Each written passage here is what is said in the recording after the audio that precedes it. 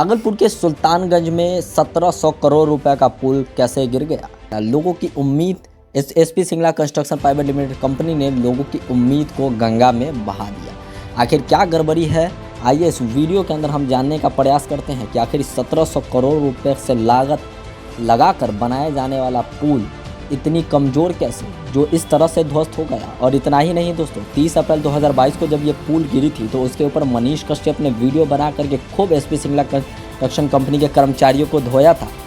उसके बाद भी इस कंपनी के कर्मचारी नहीं सुधरे और इन्होंने समझ लिया कि चाहे जितना भी हो सके अघोर भ्रष्टाचार करते रहो, इस बिहार के अंदर कोई कुछ नहीं बोलने वाला है। क्योंकि पिछली बार जब पुल गिरी थी तो इसके ऊपर किसी ने एक्शन नहीं लिया था। विरोध तो बहुत सारे लोगों ने किया था लेकिन एक्शन नहीं लिया।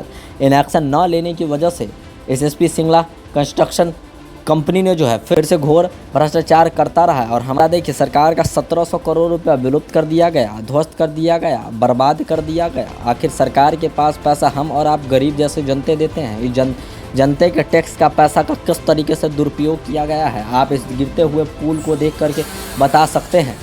बता दें कि पुल गिरने की वजह से पुल के जो मलबे थे वो पूरे गंगा नदी में बिछ गई और गंगा के किनारे मलबा दिख रहे हैं। हम आपको बता दें कि सरकार ने मलबा हटाने का काम भी SP Singla private limited company को दिया है। अब 2 पोकले से SP Singla private limited company मलबा हटाने का काम कर रही है। इतना ही नहीं दोस्तों, हम आपको बता दें कि SP Singla construction private limited company को निर्माण का ठेका मिला था। वो इस तरीके से घोर भ्रष्टाचार करके इसका निर्माण कर रहे हैं। इस तरीके से कुछ पैसे और कमीशन बचाने के चक्कर में आप देख सकते हैं किस तरीके से ख़राब मटेरियल इस पुल के बनाने की प्रक्रिया में लगा रहे हैं। किस तरीके से ये जो बाकी के जो पाए हैं, पिलर है, वो इस तरीके से ध्वस्त हो रहे हैं, धीरे धीरे गिर रहे हैं।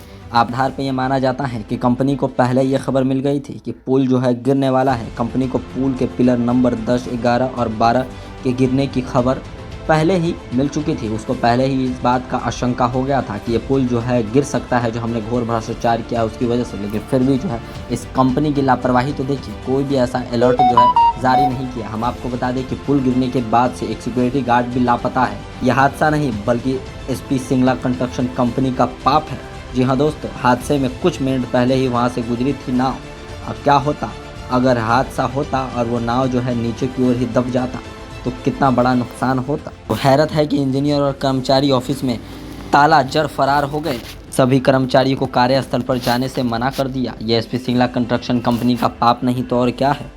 एसपी सिंगला कंस्ट्रक्शन कंपनी की लापरवाही यहीं ख़त्म नहीं होती। हम आपको बता दें कि एसपी सिंगला कंस्ट्रक्शन कंपनी जो है पिलर बनाने में भी खूब लूट खसोट की ताकि उसमें जितना मटेरियल देना चाहिए उतना मटेरियल ना दे करके गंगा नदी के बीचों बीच जो पाया बनाना था वो तकरीबन 200 फीट का पाया बनाना था। लेकिन कंपनी ने पैसे बचाने के चक्कर में सिर्फ 150 फीट ही पाया बनाया और जिसकी वजह से वो ध्वस्त हो गया। क्योंकि बीच में पानी का बहाव तेज़ ज़्यादा होता है, इसीलिए 50 फीट एक्स्ट्रा बनाने को कहा गया था ताकि पुल जो है मजबूत और टिकाऊ बन सके। लेकिन ये टिकाऊ क्या बल्कि शर्म आनी चाहिए इस एसपी सिंगला कंस्ट्रक्शन कंपनी को कि उद्घाटन से पहले ही इनके बनाया गया पुल ध्वस्त हो गया। 1700 करोड़ रुपए नुकसान हो गए।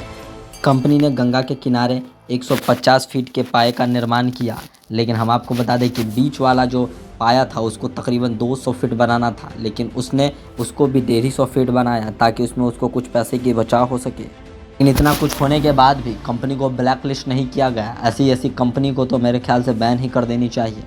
क्योंकि जो कंपनी इस तरह का पुल बनाती है उद्घाटन से पहले ही गिर जाती है। लेकिन क्या होता अगर ये पुल अगर उद्घाटन हो जाता और इस पर बाइक वगैरह गाड़ी चलती हुई समय में अगर ये पुल गिरता तो कितना नुकसान होता, कितने लोग मारे जाते। इस तरीके की कंपनी को बैन नहीं करना चाहिए तो और क्या करना चाहिए।